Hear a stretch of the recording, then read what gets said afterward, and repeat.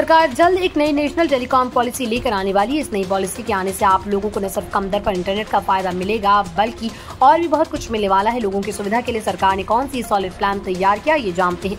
सरकार की अगली राष्ट्रीय दूरसंचार नीति लोगों के लिए बहुत ही ज्यादा फायदेमंद साबित हो सकती है। नई नीति के तहत सरकार ने 2030 तक न केवल टेलीकॉम प्रोडक्ट्स के निर्यात को दुगना करने बल्कि टावर और सैटेलाइट नेटवर्क के जरिए देश भर में लोगों को सस्ती दरों पर कनेक्टिविटी सुनिश्चित करने की योजना बनाई है। सरकार की नई नीति के तहत देश भर में 10 लाख नई जॉब भी आएंगी, जिससे रोजगार बढ़ेगा और लोगों को नौकरियां मिलेंगी। सरकार की नई पॉलिसी से परिचित अधिकारियों ने इकोनॉमिक टाइम्स को जानकारी देते हुए बताया कि इस नीति पर संचार मंत्रालय सभी स्टेक होल्डर्स के साथ विचार विमर्श कर काम कर रहा है।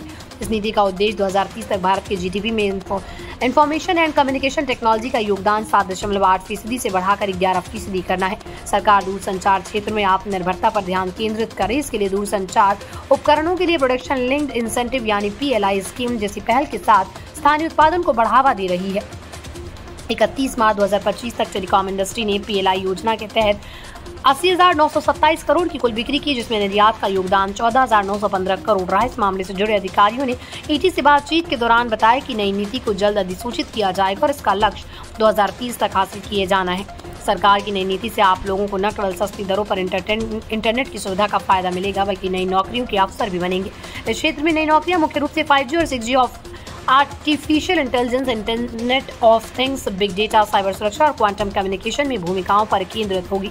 देश भर में दूरसंचार सेवाओं का विस्तार करते हुए अब सरकार टावर नेटवर्क के अलावा सैटेलाइट सिस्टम के एक सक्षम रूपरेखा तैयार करेगी। सरकार की इस नई नीति का लक्ष्य 2030 तक पूरी आबादी के लिए 4G नेटवर्क कवरेज और 90% आबादी के लिए 5G कवरेज उपलब्ध कराना है।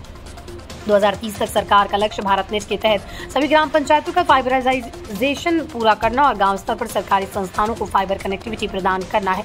यही नहीं, 2030 तक सरकार देश में 10 लाख वाईफाई हॉटस्पॉट लगाने की भी योजना बना रही है। अगर ऐसा हुआ तो लोगों को हर जगह पब्लिक वाईफाई की सुविधा मिल सकती है।